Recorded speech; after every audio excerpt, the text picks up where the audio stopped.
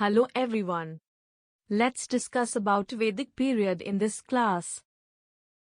As you all know, it's a very vast area.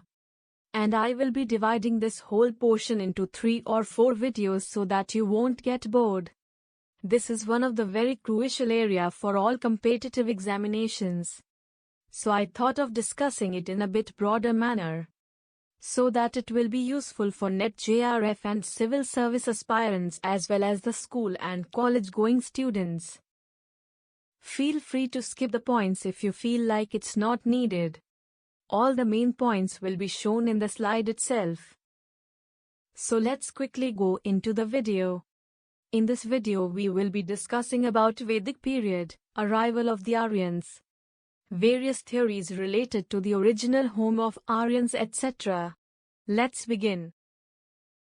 Vedic period is dated roughly from 1500 to 500 BCE. It can be divided into early and later Vedic periods.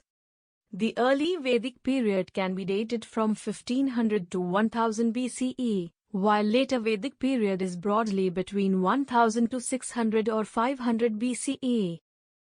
The main source of Vedic period are those belonging to the proto-historic evidences. What are proto-historic? They are those evidences that belong to both historic and prehistoric period.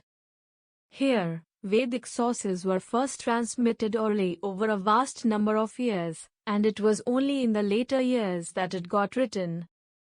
Therefore, there were a lot of interpolations and interpretations done over the years. We will be discussing about this in detail in the literature portions later. The most important source of information in the early Vedic period is Rig Veda. You might be thinking, what makes Rig Veda the most important source of information?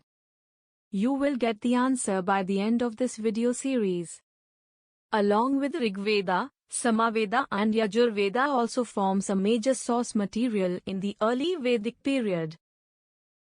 Now, coming to the later Vedic period, the main source of information include Atharva Vedas, Aranyakas, Brahmanas, Samhitas, Sutras and Upanishads. Now let's look at the various views on the date of Vedic period. We have said earlier that the date of Vedic period is roughly from 1500 to 500 BCE. It is one of the most accepted view.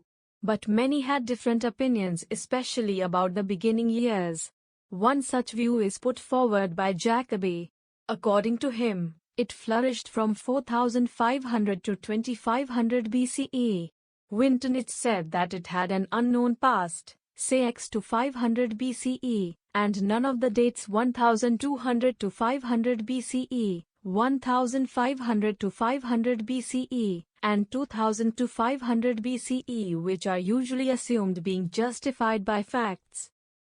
Another view is made by comparing Zendavesta and Rig Veda.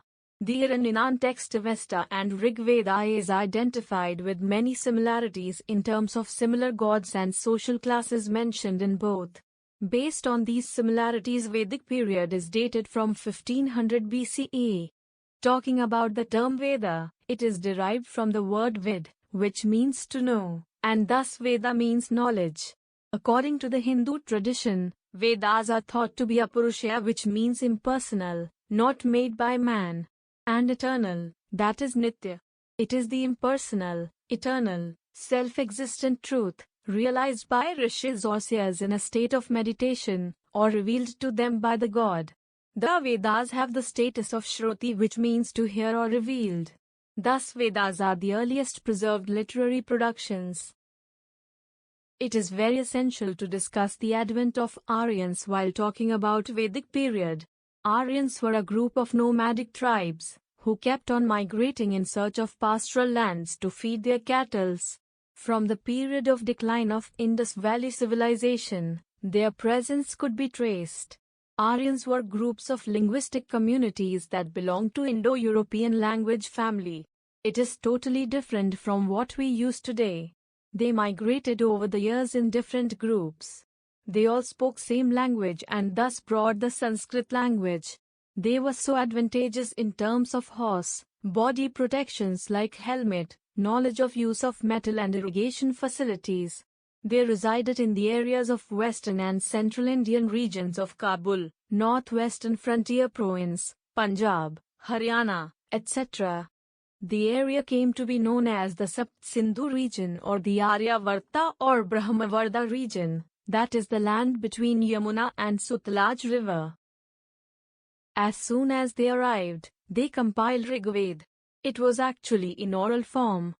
Now friends, we have covered our first part.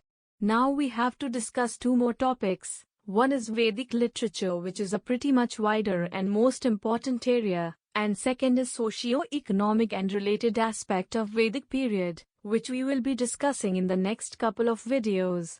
Till then, stay tuned and motivated. Thank you.